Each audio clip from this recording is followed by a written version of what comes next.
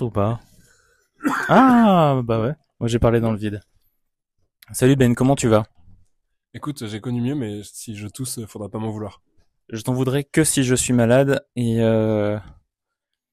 j'espère que je vais pas être malade parce que normalement je devais avoir deux micros et ce truc avec la règle, ça me fait peur. Bref, on est à la fin de mon avant-dernière semaine de résidence ici au Bief à Ambert, semaine qui est déjà une semaine bonus pour moi.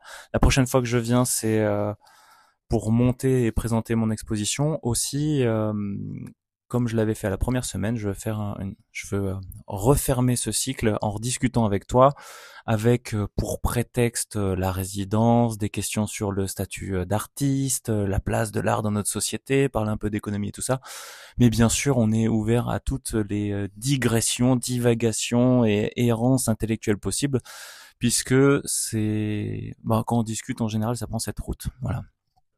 Je suis complètement d'accord. Je suis prêt. Prêt à diverger.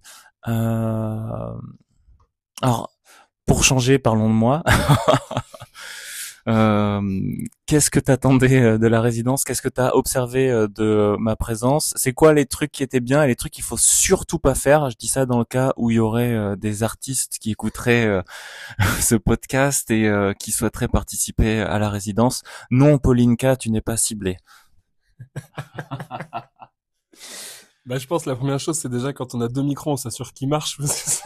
Sinon, on se retrouve avec une règle, avec un micro au bout. Et en fait, c'est assez rigolo, mais les gens pourront pas voir ce dispositif. Mais Je suis artiste, je suis pas podcasteur ou journaliste. Bref. qu'est-ce que j'ai bah alors moi, ce que j'attendais de cette résidence, j'attends pas grand-chose des résidences en général. C'est plutôt des choses qui viennent pendant la rencontre. Euh, Là où j'avais des certitudes, c'était sur le fait que tu me pousses un peu dans mes retranchements sur ma façon de concevoir l'image imprimée. Et tes questionnements autour de la trace, ils sont parvenus formidablement bien. Parce qu'en fait, c'était pas évident de questionner la trace jusqu'à cette question non visible, quoi. Donc pour moi, c'est des questions-là. Après, dans la mise en place et je veux dire, en exécution de la résidence. Peut-être dans les trucs à ne pas faire, peut-être ne pas prendre une commande pour imprimer, pour imprimer un livre pour un tatoueur hyper connu en plein milieu, avec un délai hyper court. Ceci dit, ça s'est fait et ça s'est bien passé quand même, mais Merci d'avoir joué le jeu du coup, hein. Moi, je le vois pas comme un truc annexe, je le vois comme comme un exercice au milieu de la résidence et qui a permis de produire un truc peut-être plus concret que ce que moi j'ai pu amener quoi. ah, pour le coup, c'était très concret, ouais. Ouais, on est vraiment sur une réalisation avec presque une commande. Alors même si j'embrasse Yann au passage s'il écoute, une commande qui est quand même hyper large et hyper floue, mais une commande quand même. Et voilà, après, non, super résidence, moi je suis très content. Et le bonus, c'est du bonus pour tout le monde, en fait. C'est bien de... Justement, on a eu ces deux semaines un peu tumultueuses dans ton travail de résidence, plus le travail d'impression pour Yann. Là, c'est un juste retour des choses, d'avoir un peu de temps pour consacrer à ta pratique à toi et à ce que tu vas présenter dans pas très longtemps, en fait. Et il y avait aussi ton événement, la bonne impression. Ouais, c'est vrai qu'il y avait beaucoup de choses, en fait, sur ce début d'année. En fait, quand je reprends mes heures de sommeil, je vois qu'il y a un gros déficit entre janvier et juillet. Et peut-être que tout ça, c'est lié, ouais. Là cette année du coup, il n'y a pas eu encore d'appel à projet pour les nouvelles résidences. On attendait d'avoir des réponses de la DRAC, en fait, pour que ça soit un peu clair, savoir si on peut relancer, parce que je rappelle que les résidences qu'on promet, non, c'est pas du tout le bon mot que je voulais Vous utiliser, proposez? qu'on propose, voilà, c'est ça. Moi, j'étais pas très loin, il y avait le bon début. Les résidences qu'on propose, elles sont financées par la DRAC Auvergne-Rhône-Alpes. Et il se trouve que l'enveloppe avait pas été reconduite pour l'année à venir, donc j'avais pas lancé d'appel. Et là, on a la réponse depuis la semaine dernière, donc on va pouvoir à nouveau faire un nouvel appel pour les résidences de l'année 2026. Est-ce que tu peux partager quelques chiffres autour de ça, c'est-à-dire la bourse que vous donnez aux artistes, le temps de résidence, le nombre d'artistes qui en général se présentent à la résidence, voilà, tous les chiffres que tu as en tête par rapport à ça. Ouais. J'aime bien parler comme ça me fait toujours penser à la couverture de Astérix et Cléopâtre, tu sais, où en fait ils avaient noté dessus le nombre de litres d'encre qu'ils avaient utilisé, le nombre de feuilles, etc. Il y a un truc un peu factuel qui sert à rien mais qui est un peu rigolo. Je fais une parenthèse, moi ça me fait penser à un artiste que j'adore, c'est l'œuvre conceptuelle la plus inutile et la plus intéressante que je trouve, c'est Card Files de Robert Morris. En fait, c'est un ensemble de dossiers qui ne parlent que de la conception des dossiers qui permettent de parler de ce qu'il y a. C'est-à-dire que on te parle du choix de la typographie, du nombre de caractères, des encres qui ont été utilisées, de la nature du papier, du nombre de feuilles. Donc il y a une espèce jamais du sujet, que du le support qui existe et juste parler de son support, mais en aucun cas de sa fonction. Un espèce d'objet comme ça qui flotte dans le néant et qui ne parle que de lui-même. Mais tautologie graphique, c'est 100% ce genre de Ok. mécanique, quoi. Tu ne parles que de toi-même et tu n'existes que parce que t'es replié sur toi. Du coup, C'est l'administration française en fait. On est vraiment sur un système bureaucratique, quoi. Et ben donc en chiffres, qu'est-ce que je pourrais dire On est donc toi de mémoire t'es la 16e résidence, donc on a eu 16 résidences depuis le début. Euh, 2 résidences par an, hein, normalement. ouais. Alors on a commencé par une par an et puis deux par an depuis je sais plus combien de temps, peut-être 8 ans ou quelque chose comme ça, peut-être un peu moins, je me rappelle plus. Avec des années de Covid où on n'a pas fait non plus les résidences prévues. En chiffres, c'est quoi? Eh ben, en chiffres, c'est une bourse de 4 000 euros, avec une résidence d'environ 8 semaines. C'est un peu fluctuant en fonction des artistes, plus ou moins. Il y en a qui aiment bien rester longtemps, d'autres qui sont très timés dans leur vie professionnelle. On s'occupe de l'hébergement, on s'occupe donc il y a une partie pour l'hébergement, il y a une partie d'achat de matériel, tout l'accompagnement est pris en charge dans la résidence, ça c'est le BIEF qui le prend pour lui. Et puis évidemment, accès à toutes les machines, à tout notre savoir-faire et toute l'ingénierie qui est possible au BIEF. Combien de personnes postulent en général pour avoir cette bourse? D'habitude, on a entre 60 et 70 dossiers quand on fait un appel. Et on sélectionne un ou deux candidats en fonction des demandes et de si les dossiers peuvent nous convaincre ou pas, quoi. Ok, et qu'est-ce que ça apporte clairement au lieu de faire cette résidence? Vous expliquez ce que vous êtes capable d'apporter aux artistes, mais maintenant comment vous y retrouvez quand un artiste vient chez vous et qu'est-ce que vous attendez de lui? Moi clairement tu m'as dit enfin voilà il n'y a pas d'attente artistique ni d'attente de production, mais derrière ça vous coûte du temps, de l'énergie. Tous les soucis que moi j'ai pu t'apporter quand techniquement il y a des trucs que j'arrive pas à faire. Bref, c'est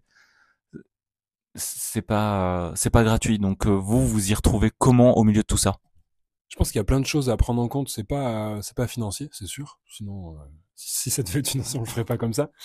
Je pense que déjà il y a la rencontre, l'idée aussi de côtoyer des gens qui pratiquent des techniques. Alors toi, c'est peut-être un peu différent parce que tu es peut-être un des artistes avec le moins de background de gravure. Mais en fait, on a des artistes qui viennent, qui ont des façons de travailler qui sont pas les miennes, par exemple. Donc ça, c'est plutôt chouette de discuter. Comment t'arrives à faire ça? Enfin, ce truc-là d'atelier. Et puis après, c'est aussi de nous inscrire dans un réseau. C'est-à-dire qu'aujourd'hui, si on est connu nationalement, c'est parce que on a des résidences et qu'on permet à des artistes de n'importe où de postuler chez nous. Et que si c'est pas dans le cas d'une résidence, il y a aussi plein d'autres moyens pour qu'on puisse travailler ensemble. Aujourd'hui, c'est grâce à ça, je pense, si je vais sur des salons à Paris et qu'on me dit ah c'est le monsieur du bief. Ça, c'est un peu rigolo.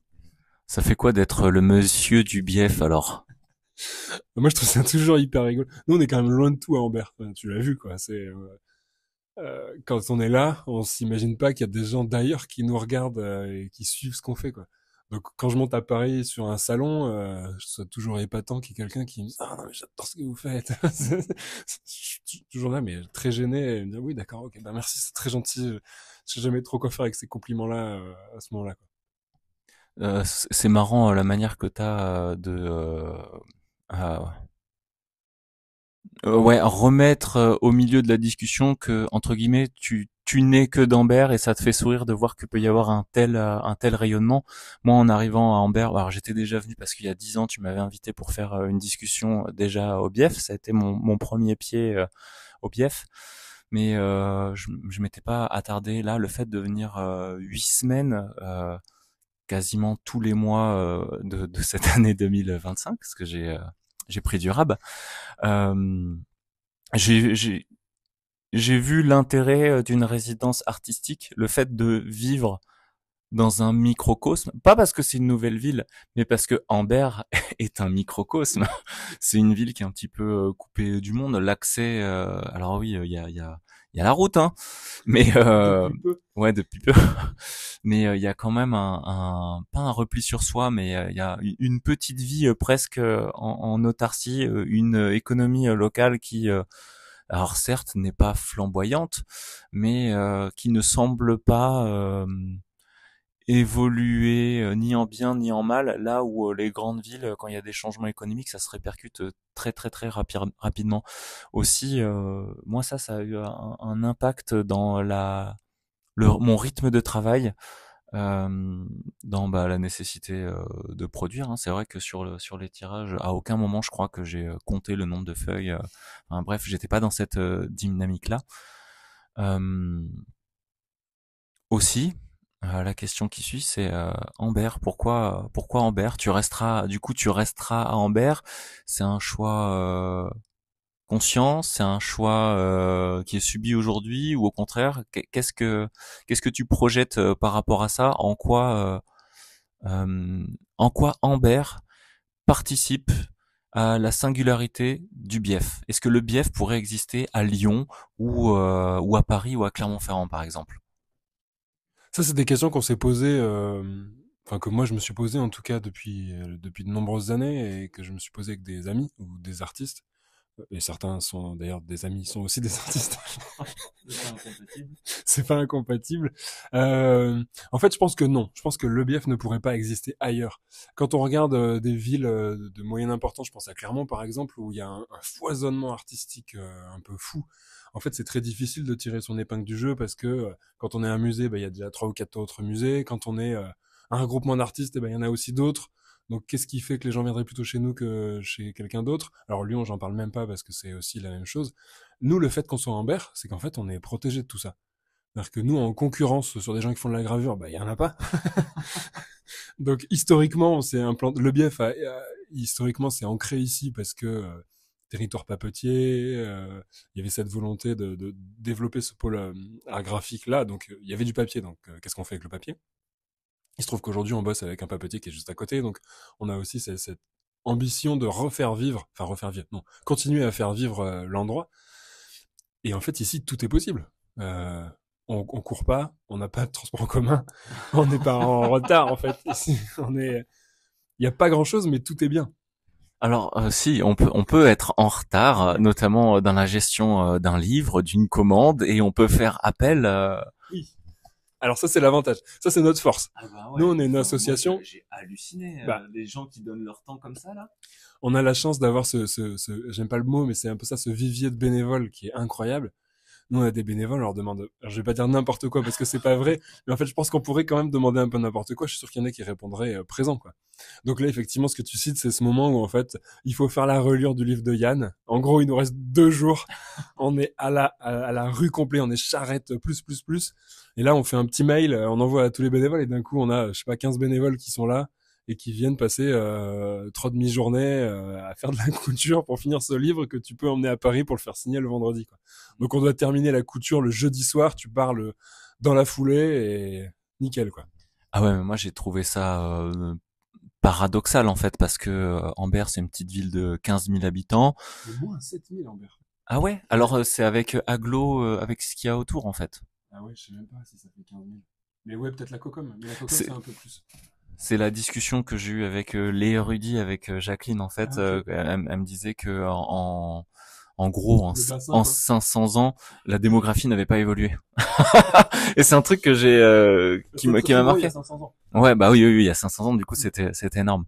Et oui, ce que je voulais dire, ce qui m'a marqué, que j'ai trouvé génial, c'est que moi, je suis à Clermont, hein, c'est 120 000 plus bassin. Si tu vas ratisse large, c'est 250 000. Jamais de la vie, je mets un message et dans les 2 heures, j'ai 15 personnes qui viennent m'aider à faire de la reliure. juste en disant ben on mangera des chips et on va passer un bon moment, quoi, tu vois. Et ce que je trouve dingue en fait, que ce que vous avez arrivé à faire ici, c'est un intérêt pour une technique qui peut sembler galvaudée, qui est pas hyper accessible au premier abord, soit parce que bah, techniquement ça demande d'avoir un peu de dextérité, le matériel coûte cher. Et là, en fait, ce truc, ça devient limite une arme de ciment social, quoi. Mais oui, oui, mais je pense que c'est vraiment la force. Le fait d'avoir un système associatif, c'est aussi ce truc-là. C'est-à-dire que quand tu fais partie d'une institution, que ce soit une collectivité ou que ce soit autre chose, même une entreprise, t'es pas contraint et soumis à cette question du bénévolat. C'est-à-dire que nous, on organise un événement, si on n'a pas de bénévoles, c'est mort. En fait, on peut pas l'organiser. Mais donc ça veut dire qu'il faut savoir accueillir aussi les bénévoles. Il faut savoir leur permettre d'avoir de l'espace quand ils ont besoin, que venir imprimer s'ils ont besoin. Alors là, je parle pour ma partie à moi, mais je pense que ma collègue Dorothée sur la partie spectacle, c'est la même chose. Quand on cherche des hébergements pour des artistes, pour des compagnies, etc., en fait, s'il faut qu'on héberge 30 artistes, on trouvera 30 hébergements. Et cette richesse-là, elle est pas quantifiable vraiment sur nos rapports d'activité, etc., parce que c'est pas un prix sonnant et trébuchant.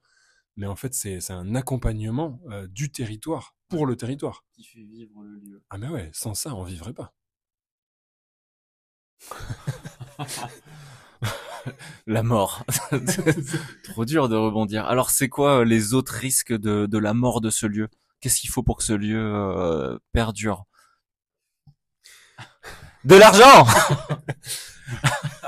Abonnez-vous, envoyez des sous. S'il y a quelqu'un qui est riche et qui écoute ça, soyez moins riche et devenez riche en participant à l'aventure du bief.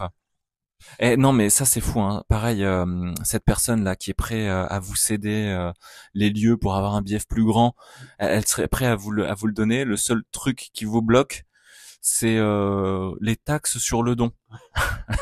Donc faut que le bief trouve 70 000 euros pour pouvoir disposer d'un lieu offert gratuitement. C'est ça? Ouais, c'est ça.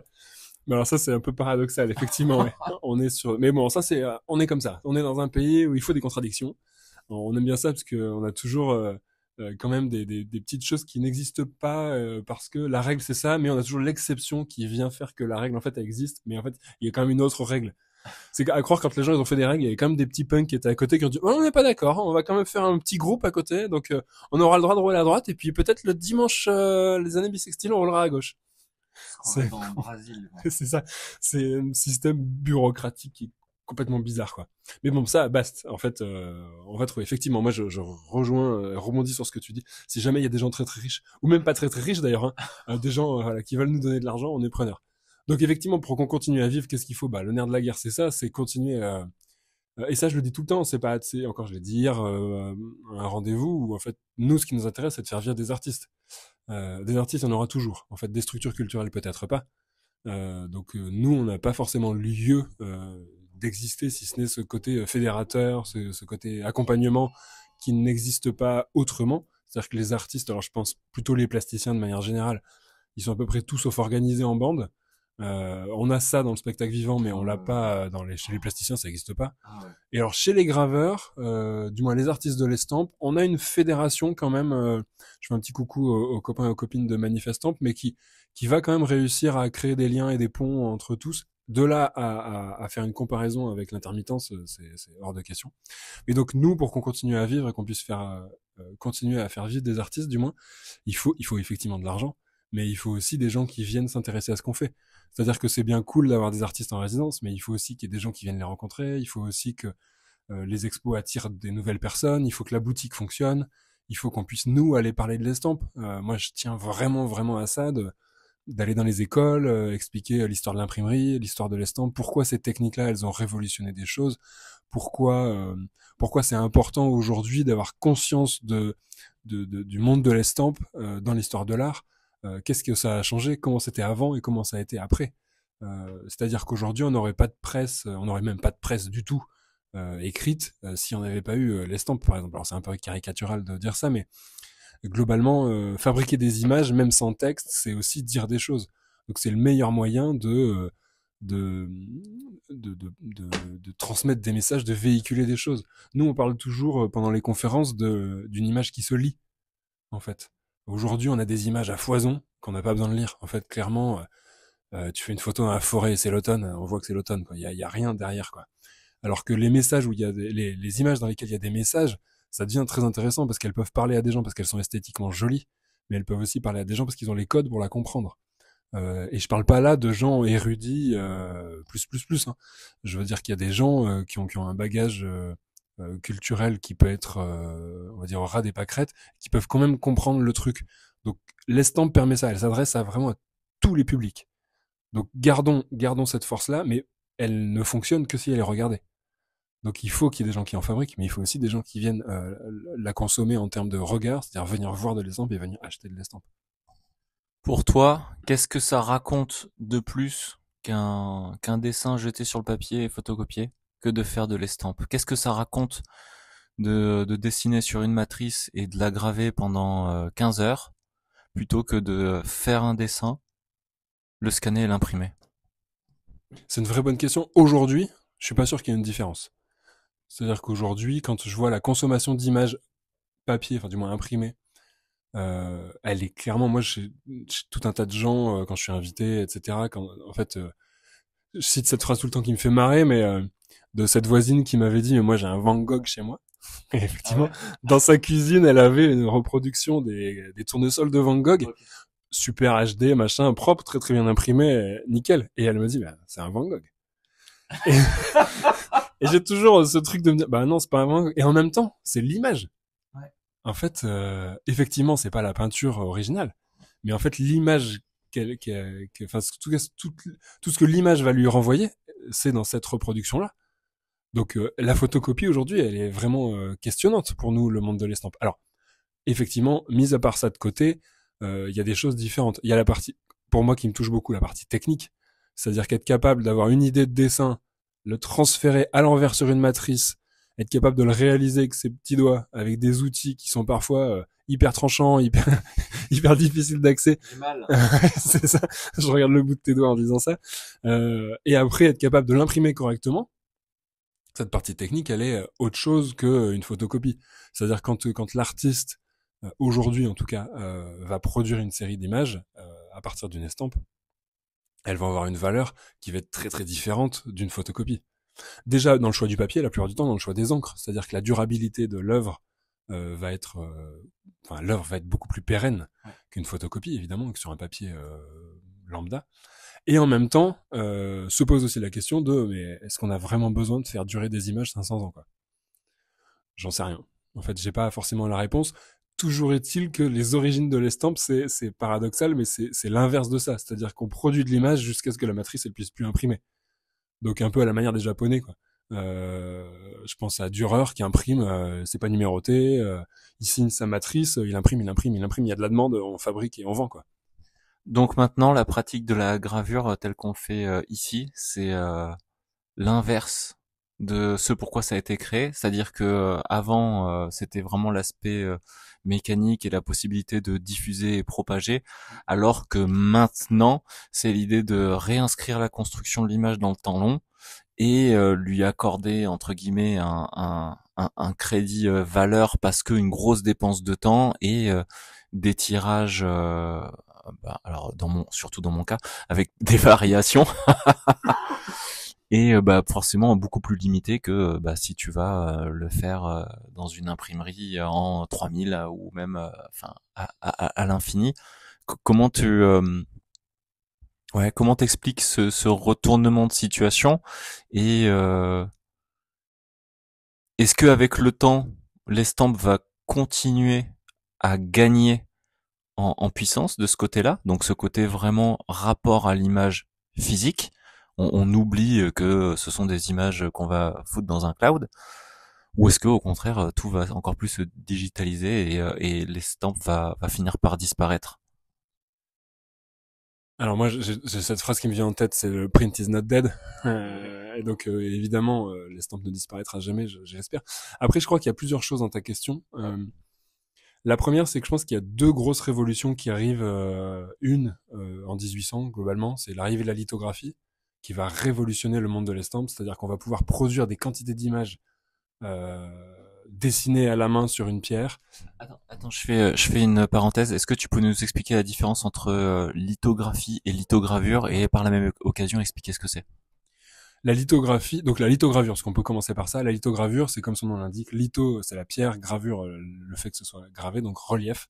La lithogravure, c'est de la gravure sur de la pierre. Donc ça, on sait faire depuis l'aube de l'humanité, quasiment. Pour autant, on sait pas forcément très très bien imprimer avec. En tout cas, en Europe, quasiment pas. On a quelques exemples de temples asiatiques, je dirais Asie du Sud pour pas me tromper, pour faire un peu large, où on a des murs de temples sur lesquels les préceptes du temple sont gravés à l'envers. Et donc en fait les étudiants début d'année viennent apposer une espèce de feuille, alors qui n'est pas du papier, une espèce de proto-papier, qui ressemblerait à une espèce de papyrus quoi, en tout cas papier végétal, qu'on viendrait donc ancrer, apposer le papier dessus. C'est du papier russe ou c'est du papier chinois? Je comprends plus rien. Je sais pas comment rebondir là-dessus. Continuez. Et donc on a ces traces-là. Donc la lithogravure, c'est ça, c'est donc une pierre qui est gravée. Et la lithographie, on n'a plus le terme gravure, mais le terme écrire ou dessiner. Donc on va sur une pierre dessiner pour ensuite l'imprimer. Alors les spécialistes diront que le procédé d'acidulation de la pierre pour permettre de fixer le dessin fait une gravure de quelques microns, donc en fait c'est quand même une gravure. Bon, on peut chipoter ou pas, peu importe, mais toujours est-il que la lithographie est le premier moyen industriel qui arrive et qui va révolutionner l'estampe, parce qu'on va pouvoir imprimer des quantités folles d'images. Et la deuxième révolution qui arrive pendant le 19e siècle, c'est la photographie, qui va changer complètement le rapport... La duplication de la réalité. Ouais, mais le rapport à l'image, en fait. Puisqu'en fait, la photo, pendant très longtemps, elle va être la vérité. On va faire une photographie, c'est la trace de la vérité. Et donc, l'estampe, ça reste un dessin. Donc c'est forcément une interprétation. Alors il se trouve que après quand on regarde dans les faits, on n'a pas beaucoup d'exemples de photos qui soient la vérité, parce que c'est quand même un angle de vue, une prise de position à un moment donné. Mais en tout cas c'est plus facile d'accès là-dessus. Et donc le grand public va s'orienter vers la photo de façon plus commode en fait. C'est aussi des matériaux très très vite. On va avoir des appareils photo qui vont être individuels. On va avoir des gens, enfin, on est de la même génération, on a fait des photos avec des appareils photo argentiques, avec des appareils photo jetables qui coûtaient rien, quoi. Et aujourd'hui, je regarde mon téléphone en disant ça, mais la photo, tu veux faire une trace d'un truc que tu fais une note, tu l'écris toi-même sur un papier pour la garder sur une photo. Enfin, c'est stupide. On est devenu une société très étrange là-dessus, quoi. Et donc l'estampe, est-ce que l'estampe là-dedans va avoir du sens? Oui, parce que le côté artisanal, le côté fait à la main, alors en tout cas en France, a un intérêt pour encore beaucoup de personnes. Je dis en France parce que d'un point de vue mondial, on reste quand même le pays du savoir-faire, Okay. même si ça pourrait tendre à changer. Je fais un petit coucou à des politiques, si jamais des gens nous écoutent, arrêtez de supprimer les heures de pratique dans les établissements professionnels. Il faut que les gens qui apprennent des métiers, ils sachent le faire avant d'être sur le marché du travail. Ah ouais. Donc, je pense que cette pratique-là, elle vient. Là, en ce moment, on a quand même le vent en poupe parce que les ateliers de pratique, c'est les plateformes comme Weekendoo, des choses comme ça explose. Il y a une vraie demande de pratiquer des choses. Et je pense que c'est une autre façon d'appréhender le musée. Pour moi, c'est une suite, c'est-à-dire que le musée comme il était, où on a une espèce de dogme, l'histoire de l'art, c'est ça, etc. C'est un endroit où on chuchote, etc. En fait, c'est plus du tout à la mode. Plus personne n'a envie de ça. Donc on voit une dégringolade complète depuis les années 90 de ces fréquentations-là. Je pense même à des gros musées. Hein. Même le Louvre a annoncé 30% de baisse de fréquentation l'année dernière. C'est un truc de fou, en fait. Mais c'est évident, en fait. Et encore, le Louvre, attention, hein, je parle pas des petits musées à la campagne. Donc quand on a cette question-là, en fait, à l'art, elle est aussi... on n'a pas forcément envie de la voir, en fait. On a envie de pratiquer, enfin de le voir, pardon. On a envie de le pratiquer. On a envie de savoir comment c'est fait. La peinture, ça reste un truc un peu compliqué ou un peu d'élite. Tout le monde peut faire de la peinture, mais tout le monde peut pas faire de la bonne peinture. L'estampe, c'est pareil, mais en tout cas, les matériaux sont plus accessibles. En fait, t'achètes un bout de lino, tu l'imprimes dans ta cuisine avec ta cuillère à soupe, t'as besoin de rien. T'as pas besoin d'acheter un chevalet, d'acheter de la peinture, de la térébenthine, enfin des pinceaux. Tu peux avoir un investissement de base qui est pas énorme. Et l'avantage, c'est qu'étant donné que c'est une technique qui est relativement populaire, tu trouveras toujours des gens qui t'expliqueront comment ils font. t'iras pas voir le peintre du coin pour lui dire mais je comprends pas tes dégradés, comment tu les fais? Et c'est hors de question, il t'expliquera jamais comment il fait. Moi j'ai fait de la peinture pendant longtemps. Nous entre peintres quand on était aux Beaux-Arts, on se parlait pas. C'était stupide. Salut Yann Lacroix. D'ailleurs, petit parallèle, si Yann nous écoute, j'ai vu son expo au château de Chambord cet été, plutôt très réussi d'ailleurs. Moi, tu peux m'accepter sur Facebook si tu veux. Donc en fait, l'estampe, moi je pense que l'estampe a de beaux jours devant elle. On se rend compte que, par exemple, je discutais avec des gens, des imprimeurs qui étaient en Syrie avant le début du conflit armé, enfin le dernier conflit armé, et en fait, ils me disaient que donc des imprimeurs fabricants d'estampes, ils me disaient que eux, les premières choses qu'ils ont fait quand il y a eu des pannes d'électricité, c'était décrocher les portes en bois, graver des messages dessus, les ancrer et imprimer sur des draps et imprimer des grands messages avec marqué dessus dans cette maison il y a que des civils. Je pense toujours mai 68, les images qu'on a de mai 68, alors qui sont pas des photos du mai un peu violent, mais en tout cas les images qui en ont découlé, c'est que des estampes. C'est des images qui ont été fabriquées, alors pour beaucoup aux Beaux-Arts de Paris, mais c'est des images qui ont été faites et il n'y a pas besoin d'élec, on peut faire ça. Il y a un côté très contestataire qui résistera toujours. Le meilleur moyen de propagande aujourd'hui, ça reste le papier. Hein. Même si aujourd'hui les réseaux permettent plein de trucs, le jour où on n'a plus d'élec, on sera bien content de pouvoir distribuer des tracts sur le marché, quoi. Il y a Banksy qui disait, alors je fais le parallèle, c'est pas exactement le papier, mais c'est dans ce côté un peu contestataire et diffusion rapide d'un message. Banksy disait, si le graffiti pouvait changer quelque chose, il serait interdit. Mais c'est clair, l'estampe a été interdit. En fait, pendant, je pense François Ier, qui est en fait le premier roi qui doit prendre des grosses décisions sur l'arrivée de l'estampe, François Ier, il crée un décret. Moi, ce qui me fait rire, un décret qui est imprimé pour interdire l'imprimerie. Et en fait, le temps qui se diffuse dans le royaume, donc ce décret-là dure 15 jours, parce qu'il prend un autre décret pour l'interdire. Et donc en fait, quand le décret papier arrive chez les imprimeurs aux quatre coins de France, et ben il est obsolète. Et donc c'est ça qui est génial, je trouve ça génial. Tu imprimes un décret pour interdire l'imprimerie, tu le diffuses, et en fait quand les gens le reçoivent, en fait il est plus valable. Je trouve ça fantastique. Non mais ce qui aurait été génial, c'est que l'imprimeur à la base refuse d'imprimer puisque c'est interdit, quoi. Alors oui, c'est discutable quand t'as affaire à un roi. Il y a des trucs, c'est compliqué. Ah, on chipote, hein. On manque de personnes courageuses, c'est fou ça. C'est déjà ancré dans notre civilisation. Alors oui, alors à cette époque-là, Le courage. voilà, le courage, c'est discutable. Je rappelle que la place Maubert à Paris, c'était la place réservée pour les bûchers d'imprimeurs. Okay. C'est pas un peu la classe d'avoir une place réservée pour son propre bûcher, quoi. Une corporation peut être brûlée sur la même place. Et on parle pas d'un endroit où les gens travaillent beaucoup, hein. non, on parle d'un endroit où on fait du feu et c'est pas bien d'être sur le tas du feu, quoi. C'est plutôt. Donc c'était aussi une époque, ça a été très difficile en fait. L'estampe, c'était très surveillé historiquement, c'est un truc de fou. Aujourd'hui, ça l'est un peu moins, mais globalement, ça reste un domaine qui est contrôlé quand même. Le dépôt légal, par exemple. Il y a tout un tas de presse un peu discutable aujourd'hui, les éditions Amazon et compagnie, où il n'y a pas de surveillance du tout, mais ça reste quand même, l'estampe reste quand même un domaine qui peut être, qui l'est pour certains côtés, très très revendicatif, quoi. Un endroit où, enfin c'est le domaine, donc revendicatif plutôt, c'est un endroit en tout cas où il peut y avoir de la place pour de la rébellion. Et au sein du milieu, ouais, de la gravure, de l'estampe, on retrouve plus des artistes ou des artisans? Attends, j'étais sûr que t'allais me poser une question comme ça. Alors, c'est très difficile de répondre très fermement à cette question. Mais je pense que c'est la même chose si je te retourne la question sur les tatoueurs. Moi, je trouve que le comment dire, le milieu de l'estampe, en tout cas, si on parle de l'imprimeur et de l'artiste, on peut séparer les deux. C'est-à-dire qu'on a aujourd'hui des artistes qui vont graver des plaques, uniquement graver des plaques, qui vont confier leurs plaques à un imprimeur. Donc, qui peuvent être des artistes excellents, mais ils veulent pas du tout imprimer parce que imprimer, ça nécessite quand même d'autres compétences que la partie de création. Notamment quand on fait des séries un peu conséquentes. Et il y a des gens qui font les deux, et il y a des gens qui sont que imprimeurs. Donc, est-ce qu'il y en a plus? Moi, les artistes que je connais, ils ont une presse, donc ils font tout. Mais je connais aussi des artistes qui font que l'un ou que l'autre. enfin que l'un plutôt, qui sont que artistes, et je connais des gens qui sont des imprimeurs. Un petit coucou aux ateliers Moret à Paris, qui sont des imprimeurs pour des générations entières d'artistes qui soit n'ont pas les moyens d'acheter du matériel, soit n'ont pas les compétences ou l'envie de se lancer dans un nouveau défi qu'est l'imprimerie. Je sais pas si j'ai vraiment répondu, mais je trouve que c'est un petit mélange de tout. C'est ma réponse un peu de normand sur cette question-là, parce que c'est difficile de trancher. Moi, je trouve que l'estampe, c'est pile poil entre l'artistique et la technique.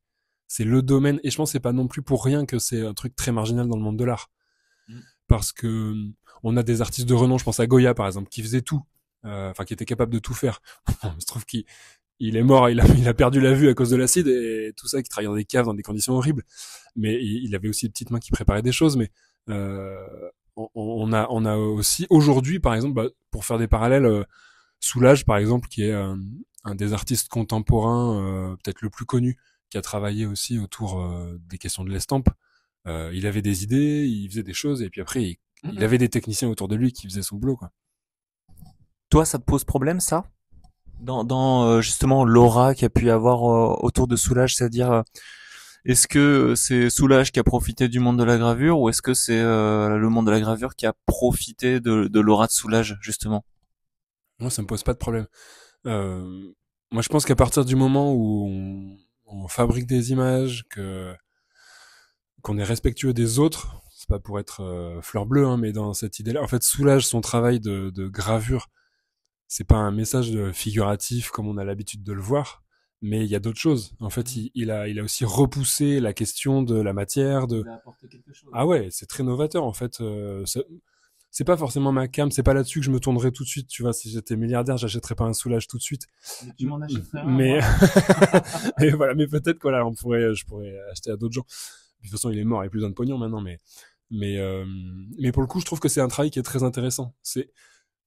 Alors, je sais pas si c'est le fait de prendre des années, et ben pour le coup, pour rejoindre un peu la question précédente sur qu'est-ce que ça peut apporter les résidences, mais toutes ces questions-là, tous ces raisonnements, ces questionnements qui qui peuvent naître en fait de la résidence et pendant la résidence, je trouve qu'ils sont formidables. Moi, ça m'a permis aussi d'apprécier des choses que j'appréciais pas avant. Et alors, les connaissances aussi historiques font que il y a des choses, des artistes étaient passés complètement à côté. Goya, moi, son travail de gravure, je le trouvais bien, mais jusqu'à ce que je m'y intéresse vraiment. Et maintenant, je trouve que c'est un putain de dieu, quoi. Ce mec, c'est un type fou, quoi. Qui serait capable de graver dans une cave alors que t'es menacé par l'Inquisition, quoi. Enfin, aujourd'hui, je sais pas. Moi, si je suis menacé par l'Inquisition, je suis pas sûr que j'aille dans une cave, hein. J'ai pas de cave, de toute façon, mais... Ouais, il n'y a pas d'inquisition non plus. Ah oui. Bah voilà. Bon, bref, peut-être que cette question...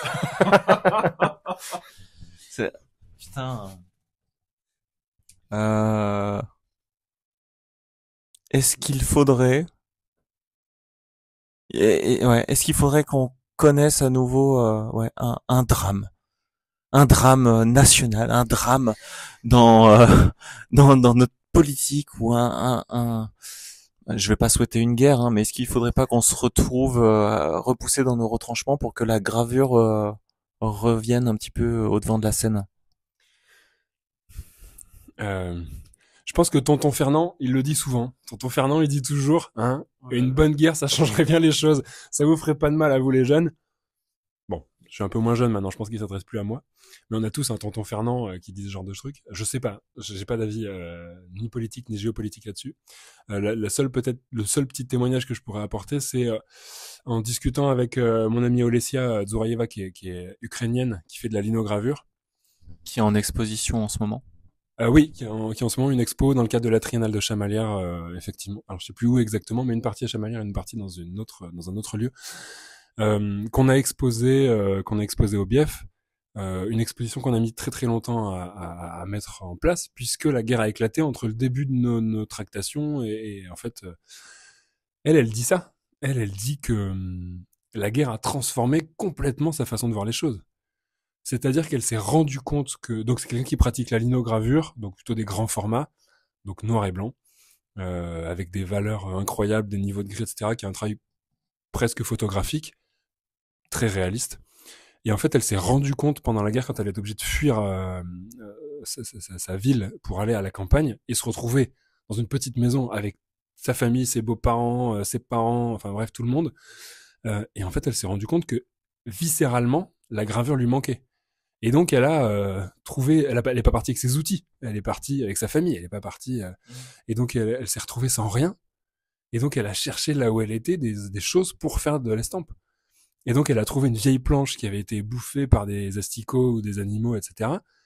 Elle l'a ancrée avec de la terre, elle a fait un jus de terre, elle a ancré ça et elle a trouvé des feuilles de papier qui traînaient dans la baraque qu'elle a imprimées. Et elle me disait ça, elle me témoignait ça, on échangeait beaucoup sur Insta à ce moment-là. Et elle me disait mais ça me fait un bien fou quoi. Et des images qui sont, pour le coup là, un truc qui est de l'ordre de la trace, qui pourrait s'apparenter à ton boulot ou au boulot de soulage, et qui est très très très différent, qui a 1000 lieues de ce qu'elle faisait avant. Donc, est-ce qu'on a besoin d'un cataclysme ou d'une horreur du type de la guerre pour faire des choses? Je sais pas. Mais toujours est-il que je suis très confiant sur la suite de l'avenir, quoi, en fait. Si on a une grosse panne d'électricité, les gens, ils feront de l'image, hein, on imprimera des trucs, on aura quand même des trucs à dire. Nous, toutes les machines qu'on a au BIAF, elles fonctionnent sans électricité. Donc on pourra imprimer. Alors tant qu'on aura de quoi faire des matrices, mais du bois, on en trouve, on pourra toujours faire des choses. Je sais pas ce que ça nous coûtera humainement, mais en tout cas, techniquement, on sera capable de le faire. T'as évoqué la triennale d'estampes de Chamalières. Le Bief est partenaire. Vous avez une exposition à Ambert. T'as aussi été curateur du coup, c'est ça? Pour l'expo Fluo. Ouais. Est-ce que l'avenir... Ah, commissaire? Ok, commissaire d'expo.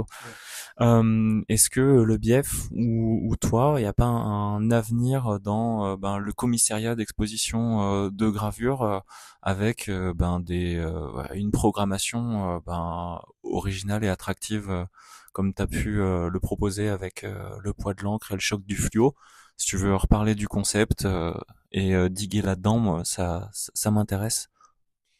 Alors plusieurs choses effectivement. Alors pourquoi moi je préfère le mot commissaire plutôt que le mot curateur ou curateur. Il y a ce truc de l'anglicisme absolu là que je trouve un peu compliqué. Effectivement, c'est comment on le traduit.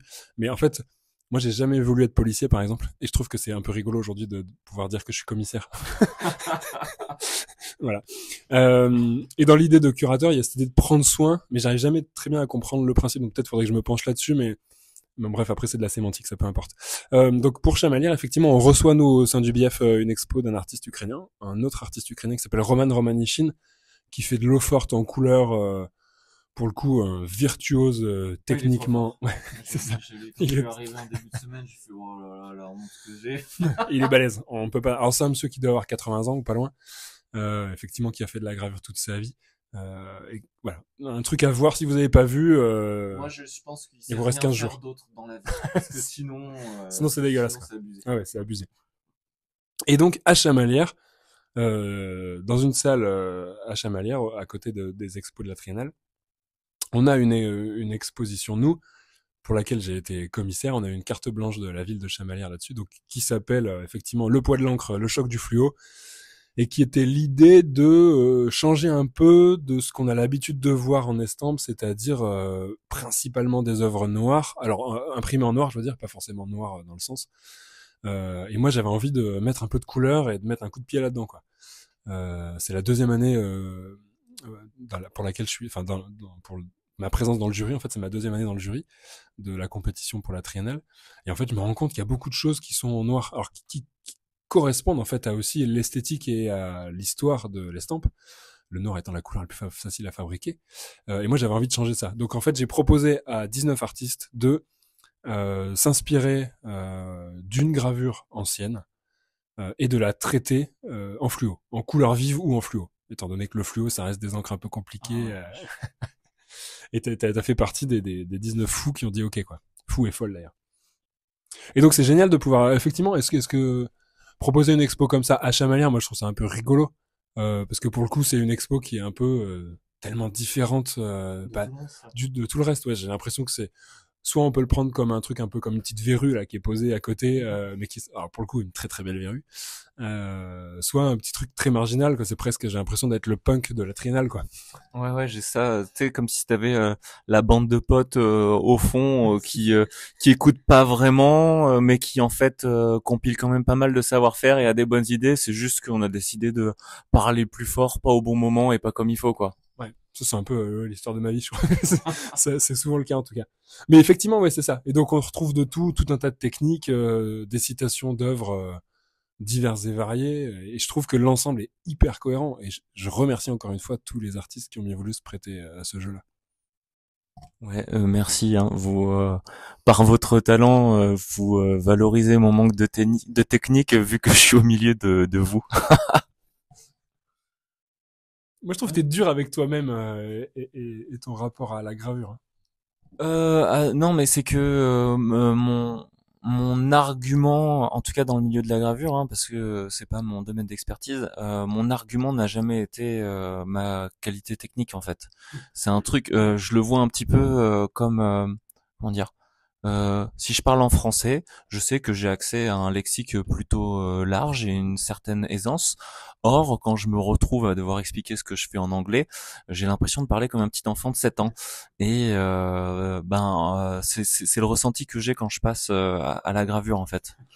Voilà, là où avec mon dermo, je suis complètement à l'aise, que ce soit pour faire des choses très normées, très droites, très ou très douces dans des dégradés, ou au contraire dans le fait de décomplexer ma main et d'essayer de retrouver un geste brut. Or, quand je fais de la gravure, je suis plutôt dans le geste brut complexé, tu vois. Mais je m'en accommode très bien puisque du coup, comme je dis, à ce moment-là, peut-être que je parle mal, mais j'essaie de bien penser. C'est Voilà. beau ça, c'est pas mal. C'est ça, il y a des gens, ils ont des choses à dire, ils ont pas les techniques, ils disent quand même des choses. C'est l'inverse qui est plutôt problématique, moi je trouve. C'est quand t'as rien à dire mais que t'as une technique de fou, quoi. C'est nul. Ça dit pas grand-chose, quoi. D'ailleurs, ouais, j'en profite là-dessus pour réagir ceux qui sont un petit peu trop condescendants sur Internet et qui taxent les personnes qui écrivent mal ou en phonétique et tout. Au pire, au milieu de ce truc-là, je trouve tu sais, qu'il y a des fois il y a une créativité, une imagination où tu te dis putain, le mec, il a du mal à s'exprimer, il a quand même réussi à faire passer cette idée qui est marginale, originale, là où une phrase trop bien pensée, trop normée s'accompagne bien souvent, enfin trop bien pensée, euh, qui respecte les structures habituelles, va souvent s'accompagner d'une pensée qui est tout aussi normée et contrainte quoi.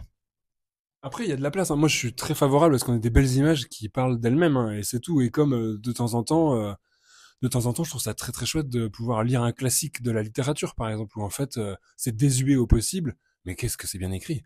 C'est hyper agréable d'avoir des phrases qui sont très très bien construites, des rythmes fous. Ok, des fois c'est bien. C'est toujours là. Je me rappelle toujours de quand j'étais prof et qu'il y a eu ce débat avec Grand Corps Malade qui a été au bac, en fait, qui a été parmi des offres du bac à traiter. Et en fait, il y a eu gros débat, mais c'est pas de la littérature. Oui, oui, c'est pas de la littérature, c'est sûr, mais ça parle à des millions de gens. En fait, la question, elle est là. Ce qui fait littérature, c'est aussi des choses qui arrivent parfois. Alors, c'est pas le domaine de prédilection que je possède, mais en tout cas, c'est des choses qui viennent plus tard. C'est la postérité aussi qui rend des lettres de noblesse à des artistes. Et des artistes qui sont très connus, qui n'ont pas été très très connus de leur vivant, par exemple, ou pas à la hauteur de ce qu'ils avaient créé. Je pense à des Gustave Doré, par exemple, en images. Pour le coup, un virtuose incroyable. Mais s'il a pas les textes, lui, il fabrique des images. Mais s'il a pas les textes qui vont avec, ces images, elles tombent un peu à plat, quoi. Et lui, ça a été le drame de sa vie, d'ailleurs. Hein. Il voulait pas être un illustrateur, il voulait être un artiste. Je sais pas si ça répond à la question, mais pas vraiment de question de toute façon. Non, je pensais au grand écart qu'on pourrait souhaiter au monde de la gravure. Là, on va dire que tu as fait un premier grand écart avec cette exposition, le poids de l'encre, le choc du fluo. Un grand écart qui pourrait mettre la gravure sur le devant de la scène. Est-ce que et je dis une connerie, un truc horrible, hein, est-ce qu'on n'invite pas Kylian Mbappé au BF pour faire de la gravure? Ce sera nul au possible, mais Ah, peut-être pas. non, oui, non, mais peut-être pas. Mais je veux dire, je suis pas certain que ce soit la personne, la mise en lumière dont on aurait besoin. Et puis, je vois pas bien ce que ça raconterait. Mais est-ce qu'il n'y a pas un autre grand écart? Là, t'as fait le grand écart de la tradition avec le fluo. Un autre grand écart, on t'a fait cette année, t'as réalisé un de tes rêves avec le rouleau compresseur. Non, mais c'est vrai, le rouleau compresseur dans la rue, on l'a vu, ça a été un moment d'euphorie génial. Merci de m'avoir fait participer à ce truc-là. c'était trop bien. On en avait partout. On se baladait avec des rouleaux. Moi, à ce moment-là, j'ai l'impression d'avoir un sabre laser et d'être surpuissant. À chaque tirage entre graveurs, on savait que le premier ça allait être merdique et on se tournait vers les gens en mode vous inquiétez pas, c'est normal, c'est le premier. Et à la fin, ouais, même les gens applaudissaient. C'était pas cool, mais du fait que ça avait créé une euphorie collective et qu'ils voient que on avait le sourire jusqu'aux oreilles et que ça pétillait dans nos yeux, ils partageaient cette joie et le fait de pouvoir assister à ce truc. Tout le monde avait conscience que ce qui se passait n'était pas habituel, sans pour autant avoir la capacité de considérer les enjeux techniques, ce que ça pouvait coûter ou autre. C'est quoi la prochaine étape de ce genre d'événement, soit dans ce que ça présente, donc le choc du fluo, le poids de l'encre, soit dans la méthode. Je sais pas trop, mais en fait, je pense qu'il y a plusieurs choses à considérer, notamment le fait que l'estampe, c'est un truc d'atelier, malgré tout. C'est un truc très solitaire. Alors c'est quelque chose qui se démocratise, c'est-à-dire qu'on le pratique, nous au BF, les premiers par exemple, on fait des ateliers où on est 8 à graver, à imprimer des choses, etc. Mais ça reste un truc un peu de niche, mais même depuis très longtemps en fait. Euh, Ça aura jamais l'envergure de la peinture, par exemple. Euh, je me dis maintenant que la peinture populaire aujourd'hui, ça reste le street art. C'est des grandes fresques de dizaines de mètres de long, dizaines de mètres de haut. C'est des trucs incroyables. Et ça, c'est Oui, la gravure peut pas rentrer en compétition avec une pratique comme ça. non. Non. Alors par contre, si on veut faire des trucs un peu rigolos, parce que l'estampe, c'est quand même un truc marrant. Il faut aussi le considérer comme, oui, il y a de la partie technique, mais en fait, pour moi, le côté virtuose, il est quand la partie technique, on la voit plus. Je fais toujours le parallèle entre les artistes techniciens, graveurs, etc., et les sportifs professionnels. En fait, on se dit jamais Usain Bolt, il court très vite du premier coup. En fait, il a dû tomber, il a dû apprendre à faire ses lacets, tu vois. Enfin, il y a aussi un truc de, il a dû faire le 100 mètres en 16 secondes, comme tout le monde, quoi. Euh, et je me dis, en fait, la graveur, il y a ça, en fait, aussi dedans. Il y a une partie technique virtuose, ça, on peut le réserver à nous. Et au grand public, on peut lui montrer le tirage, le truc le plus fun, quoi. Ou la révélation. De toute façon, tous les artistes qui font de la gravure sur Insta, ils filment le moment où ils décollent le papier. Et tout le monde est là, mais c'est tellement bien. Et moi, le premier, hein, moi, je suis très consommateur de ce genre d'images-là. Pas le moment où tu passes le balai parce qu'il y a des copeaux Mais de partout. c'est ça, tu vois jamais les blessures, tu vois jamais l'envers du décor. Quand tu regardes sur Instagram, 99% des mecs ou des nanas qui font de la gravure et de l'estampe, c'est parfait. Putain, mais montrez-moi des tirages en vrai. C'est pas possible, ça existe pas, ça. Ouais, il faut dire le pourcentage de déchets qu'il y a parce que c'est un mensonge. Hein. Moi, je vois là mon book, c'est un enfer. 50 tirages, s'il y en a 8 qui sont bien, wow. Mais c'est ça. Alors, moi, je dis toujours ça aux gens qui viennent parce qu'ils ont vu on veut faire de la gravure parce qu'on a vu sur Instagram. Ouais, alors très bien. Alors, c'est un bon moyen, une porte d'entrée, super. Après, faites attention à ce qu'on vous montre. On vous montre jamais les trucs qui vont pas. Mais alors, je dis pour la gravure, mais ça marche pareil pour la plomberie, pour la pose du carrelage. Hein. C'est exactement les mêmes choses. Et alors, pour répondre à ta question, je me dis qu'un événement, moi, je rêve d'un truc comme ça. Mais alors, je sais pas si financièrement un jour on y arrivera. Mais je rêve d'un record du monde de, tu vois, de soit la plus grande lino du monde, soit un autre truc, mais qui pourrait faire venir des masses pour voir ce truc-là. On ferait à Amber le plus long lino du monde, tu vois. Amber aurait les reins pour soutenir un truc comme ça? Je pense qu'à plusieurs, on peut faire, c'est un peu rigolo. Après, faire venir le Guinness des records, là, c'est entre 5 et 10 000 euros. Donc, Oh, mais on n'a pas besoin du Guinness Book record pour oui, c'est l'authentifier. Hein. l'audience. C'est l'audience, en fait, c'est ça. Si on veut avoir, alors on peut le faire entre nous. Parce qu'il se trouve que l'entreprise qui nous a prêté le rouleau compresseur m'a dit qu'ils en avaient un plus large. Donc on pourrait faire un truc plus large, mais on pourrait faire un truc avec, je sais pas quoi, le plus. Ça on pourrait le faire entre nous, mais ça serait une blague. Mais du coup, il faudrait que tous les graveurs viennent graver ensemble, que ce soit une semaine où chacun met un billet pour participer. C'est Et ça. faisons-le. J'espère que cette vidéo elle va tourner, enfin cette vidéo, que cet enregistrement va tourner, que tous les artistes graveurs qui font du lino ou du bois l'entendent et sont prêts à mettre, je sais pas, peut-être 100 euros ou 200 euros la semaine pour vivre un truc comme ça. Et à la fin, on fait le plus long tirage du monde en lino avec Ouais. un rouleau compresseur. Ce serait Ouais. dingue.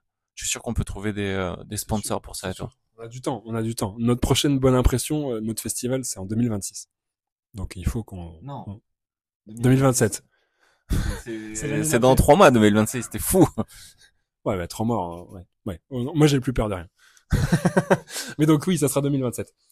Donc oui, ce genre de truc, ce genre d'événement permet, c'est ce que tu disais sur le rouleau compresseur dans la rue, en fait, on a une espèce de liesse populaire le temps de la fabrication de ces choses-là, et des gens qui nous en reparlent en disant waouh, mais c'était fou, c'était incroyable. Alors qu'en fait, techniquement, le rouleau compresseur, il y a moins de pression que sur notre presse à nous, quoi. Donc c'est juste, voilà, on a brûlé un peu de gasoil, on a fait, mais on a participé à un truc dans la rue où des gens se sont arrêtés qui avaient pas du tout prévu de venir. Et du coup, ils sont restés, ben, ils ont fait le tour des stands, et ben, ils ont regardé, ils ont passé un bon moment, et ben voilà, ben, moi, j'ai fait mon boulot, en fait, c'est exactement ça.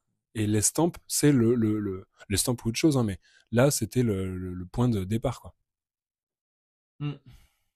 Ça, c'est plutôt, c'est ce que je dis tout le temps, moi, si dans tous les enfants que j'ai vus, dans les ateliers, dans les écoles, etc., s'il y en a 1% de tous ces gamins-là qui va faire de l'art, parce qu'il va se rendre compte qu'en fait, sa vie tourne autour de ça, ben, moi, enfin, je peux mourir demain, quoi. C'est bon. J'ai allumé une étoile là, là et là, et ben vas-y. Cette discussion avec ma fille de 6 ans, la semaine de 5 ans et demi est passée, 5 ans et demi, ça compte, c'est important, qui me dit, mais papa, moi je veux faire comme toi comme métier. Moi je veux faire des belles images. Putain, mais ok, allez viens, on fait des belles images. Bon, je dessinais des licornes du coup, mais c'est une très belles images. On peut raconter des trucs avec des licornes. Je te remercie Ben, c'était très très intéressant. Moi je termine sur 2 choses. La première c'est que je donne une conférence à la Convention du Luxembourg. Donc j'en donne 2 en fait. J'en donne une pour les pros où je parle de l'IA dans le monde du tatouage, la boîte de Pandore, et la deuxième c'est de l'intérêt du dessin. Si j'en parle tout de suite, c'est parce que tu es à l'origine de mon introduction. C'est la manufacture d'images qui me permet d'introduire mon propos justement sur cette notion de fabriquer des images. Pour moi, c'est hyper important la gravure maintenant, le fait d'inscrire la construction d'une image dans le temps long, un temps long qui est pas juste un temps d'exécution, mais un temps de réflexion, de digestion et de restitution. C'est-à-dire que la gravure, du fait qu'il y ait ce coût matériel que tu peux appréhender avec tes doigts et avec ton portefeuille, et dans la réalité fait que tu réfléchis un petit peu plus à ce que tu vas dire, comment tu vas le dire, et tu te questionnes bien sur est-ce que ça va être saisi, quoi, est-ce que ça va être intelligible, parce que la production d'images n'a jamais été aussi facile et décomplexée, et ce morceau de lino là, il nous remet un peu les pieds dans le plat et il nous raccroche à cette réalité là. Pour compléter, juste parce que le petit parallèle qui me fait penser à ça, mais on s'est beaucoup posé la question, en tout cas de manière sociétale, la question de l'IA, et tu poseras ces questions et tu répondras à des choses pendant ta conférence, mais il y a ce truc de ce qu'on disait aussi tout à l'heure avant le début du podcast, mais euh, nous en gravure, la vie, l'âme de la gravure, elle est faite par le geste. Elle est faite par le geste, elle est faite par la maîtrise ou par l'erreur. Et ça, jamais un laser, jamais une intelligence artificielle fera ça. Oui, on peut faire des choses très très bien. On se sert nous aussi du laser sur certaines petites commandes pour graver du lino, etc. Et ok, il y a pas de problème avec la technologie. Aujourd'hui, l'estampe, la production d'estampes, elle est ce que tu dis, c'est-à-dire qu'on réfléchit à ce qu'on veut dire, à ce qu'on veut faire. Et je rajouterai un truc, c'est aujourd'hui sur la question du papier. C'est-à-dire qu'aujourd'hui, le papier qu'on nous garantit, label, machin et tout ça, personne se pose la question de comment ça marche. Aujourd'hui, par exemple, quand on a du papier PEFC, ça veut dire que c'est une forêt qui est gérée durablement, mais en fait, rien ne nous dit que cette forêt elle vient de France. C'est-à-dire qu'aujourd'hui, on importe du papier du Brésil, du bois du Brésil, pour fabriquer du papier en France, et pour vendre du papier, c'est qui est fabriqué en France avec le label Made in France. Donc aussi le nombre de tirages, ça a du sens. C'est-à-dire que moi, je préfère qu'on produise une image en 20 exemplaires et qu'elle soit toute bien, plutôt que de fournir un magasin de grande distribution et qu'on en fasse 2 millions et qu'en fait, à la fin, le reste qui sera pas vendu sera broyé, déchiré, etc. En fait, soyons raisonnables dans nos propos, dans dans notre façon de consommer, sans parler d'une question qui soit écologique à tout prix, mais qui soit juste du bon sens, quoi. Donc le choix du papier, le choix de... Oui, des fois c'est plus cher. Le bon papier c'est plus cher, mais le bon papier c'est aussi le prix de ce que peut coûter l'environnement dans lequel on est, quoi. Je suis très content de bosser avec Étienne qui nous fait du papier 100% coton et recycler du papier qui est fabriqué. Enfin, il recycle du coton qui vient de Clermont, il recycle du papier qui est utilisé là à la Cocom, il a de son papier recyclé. Putain, mais travaillons avec ces gens-là qui ont cette démarche de produire des choses avec leurs mains et en plus raisonnablement écologique.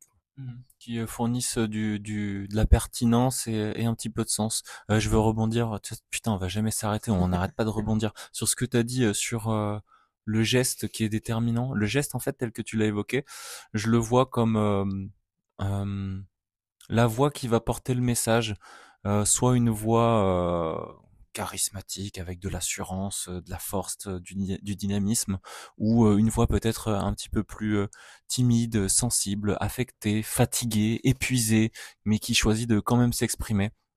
Donc je peux comprendre ce truc-là, chose qu'on peut malgré tout retrouver aussi dans le fait de dessiner hein, quand tu Ah tiens oui, ton stylo, clairement. mais la gravure a cette consommation d'énergie et de force qui du coup va t'emmener plus facilement dans tes retranchements physiques parce que graver c'est épuisant.